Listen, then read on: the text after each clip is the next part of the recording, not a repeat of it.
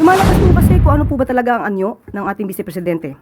Lumalabas ang tunay na kulay ng Vice Presidente bilang isang public servant. Simple talaga ang 20 pesos na bigas, pero pwede siya.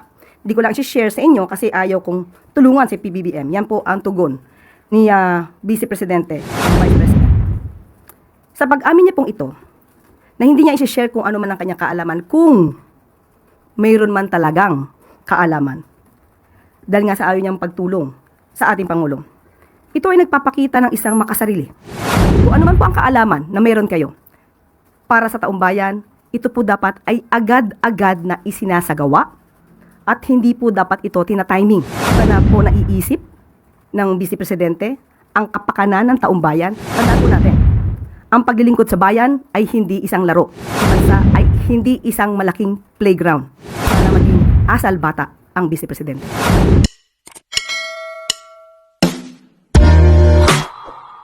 COMELEC urge President Marcos Jr. to declare May 12 as a holiday. May decision na po bang Malacanang tungkol dito? Opo, makakaasa po kayo mamaya po ay ibibigay na po ang proclamation. Ibibigay po namin sa inyo. Today. Opo, in-announce ko na po. Thank you po. Ivan Mayrina, GMA Integrated News. Yusek, bukod sa driver's error, isa sa mga sinisisi sa nangyaring aksidente sa NAIA na ikinamatay ng 2 tao ay ang hinihinalang substandard na bollard na dapat sana napigilan yung SUV at naprotektahan ng mga tao roon. What does the palace have to say about this as well as the implied corruption in government contracts? Opo, nakakalungkot po. May mga nasawi dahil sa di umanong depektibo na bollards na na-install po sa NAIA Terminal 1. At ito po na-install sa panahon po ng dating administrasyon at sa panahon po ng ni Transportation Secretary Arthur Tugade. Ngayon po ay pinag-iimbestigahan. Ito po ay July 2019 nung na-install po ang mga ito. Pinag-iimbestigahan na po paano po ang naging procurement pati yung specifications. Yun po ay sa pag-uutos po ng Pangulo at ito po ay tutugunan kaagad-agad ni Secretary Vince Dizon. At pati po ang pag-inspect sa mga bollards at ang mabilisang pagpapalit po dito para sa safety po ng nakakarami. Tristan Nodalo, Newswatch Plus. Good morning, Yusek. Yusek, ngayon po nagsasagawa ng kilos protesta yung iba't ibang grupo po pagdating sa sitwasyon ng prime water. Sabi po ng Kabataan Party List, may mga estudyante daw po na mas gustong mahirap namimili between pagtulog o tubig dahil po sa hirap ng problema sa San Jose del Monte, Bulacan. And may nag-file na rin po ng investigation sa Senate at sa House of Representatives to look into the prime water situation. Sa part po ng Palas, may deadline po bang binigay ang Pangulo para sa result nung ginagawa ring investigasyon ng LUWA? Sa ngayon po, nag-iimbestiga na po at titingnan po natin kung kailan po ito matatapos pero dapat po agaran po ito. Hindi po pinagtatagal ang anumang maaaring danasing kahirapan ng taong bayan. So makakaasa po kayo na mabilisang pag-action po dito ng Pangulo. In connection po sa prime water din po was yung si senatorial candidate Camille Villar, and in recent alyansa rally po, hindi na rin po siya nabanggit ni Pangulong Bongbong Marcos. Connected pa rin po ba itong sitwasyon ng prime water doon or nagkakausap pa po ba ang Pangulo at si senatorial candidate Villar? Sa ngayon po, hindi po natin alam kung nagkakausap sila. Hindi po ako, personally, hindi po ako nakaka-attend ng campaign sortie. So, nung sa Cebu, kung hindi siya naka-attend, so most probably at that time, hindi sila nagkausap. Okay. And even sa, Riz, before that po, may isa pa pong rally na hindi rin nabanggit si senatorial candidate Villar. But on another topic na po, last na lang po, yung sa drug testing na in-order rin po ng Transportation Department. Bukas po ba yung Palace to reconsider yung decision ng drug testing? Kasi po sabi ng Piston, mahirap po yun dahil yung pera nga po yung kinikita nila apektado kapag ipinatupad yung mandatory drug testing para sa PUV drivers. Si former Senator Tito Soto sabi niya, after more than 24 million drivers were tested, only 0.06% tested positive, and it's simply money-making. Pag-aaralan po kaya ito? Dapat pong pag-aralan kasi ito po ay kailangan din po. Tandaan po natin ang inaalagaan po dito yung safety po ng commuters, ng mga passengers, ng mga tao na gumagamit ng kalsada, including na rin po yung mga drivers.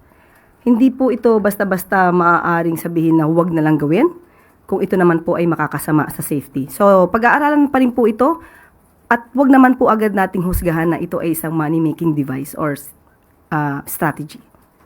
Opo. Last question, Alvin Baltazar, Radio Pilipinas. Kasi sa panayam po kay Vice President Sara doon sa Zamboanga, sinabi niya na posible daw yung bentahan ng 20 pesos na bigas. Pero ayaw niyang ibahagi kung paano gagawin yung pagbebenta ng 20 pesos na kada kilo ng bigas. Kasi ayaw niyang tulungan si Pangulong Marcos. Ano pong reaction dito ng Malacanang? Lumalabas po kasi kung ano po ba talaga ang anyo ng ating Vice Presidente. Lumalabas ang tunay na kulay ng Vice Presidente bilang isang public servant. Sa pag-amin niya, na dito po ang kanyang sinabi, na imposible talaga ang 20 pesos na bigas, pero pwede siya. Di ko lang i-share sa inyo kasi ayaw kong tulungan si PBBM. Yan po ang tugon ni Vice Presidente ng Vice President.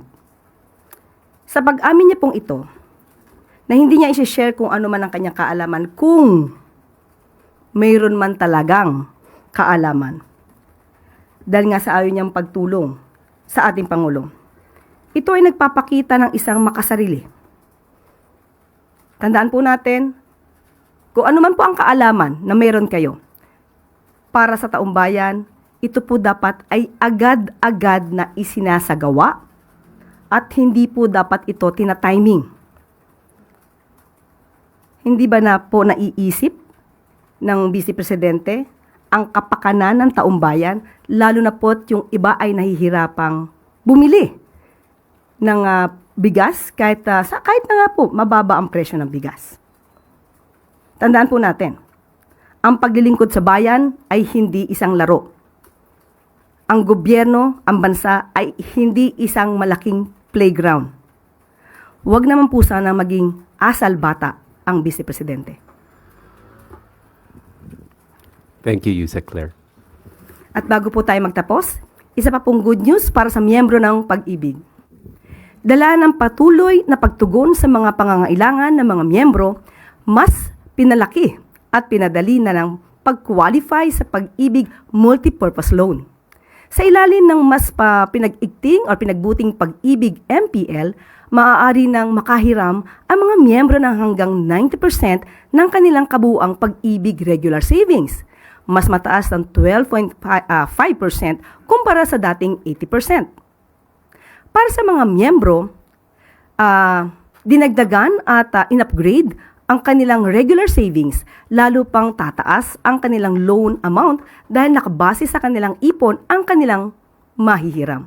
Sa kabuuan, mas malaki ang maaari matanggap ng mga miyembro mula sa MPL upang lalong makatugon sa kanilang pangangailangan.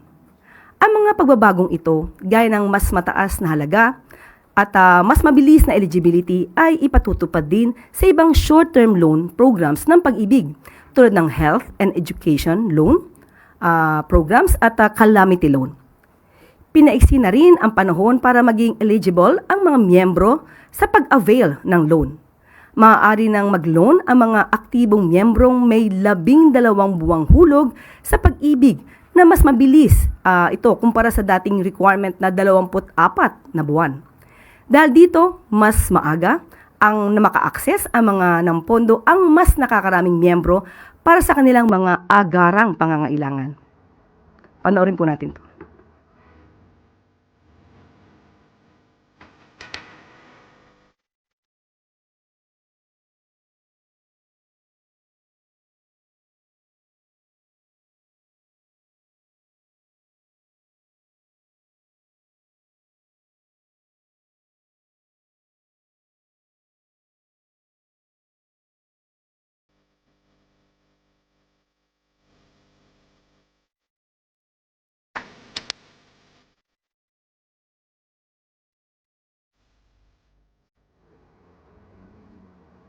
At malugod ko pong ibinabalita na kanina ay inulat ng Philippine Statistics Authority na bumagal sa 1.4% ang ating headline inflation rate o ang pagtaas ng presyo ng mga produkto at serbisyo sa bansa nitong Abril mula 1.8% nitong Marso. Ito na rin ang pinakamababang inflation rate na naitala sa bansa simula noong Nobyembre 2019 na nasa 1.2%. Mula Enero hanggang Abril 2025, nasa 2% naman ang average inflation rate. Ayon sa PSA, bumaba ang inflation rate dahil sa mas mabagal na pagtaas ng presyo ng food at non-alcoholic beverages na sa 0.9%. Ito rin ang pangalawa sa may pinakamalaking share sa pangkalahatang inflation sa bansa. Nakatulong din ang pagbaba ng presyo ng transport na nasa negative 2.1%, bunsod ito ng mabilis na pagbaba ng presyo ng gasolina. Ang pagbaba ng inflation rate ay patunay na patuloy ang pagsisikap ng Pangulong Marcos Jr. at ng administrasyon na palakasin ang ating ekonomiya. Panoorin po natin ito.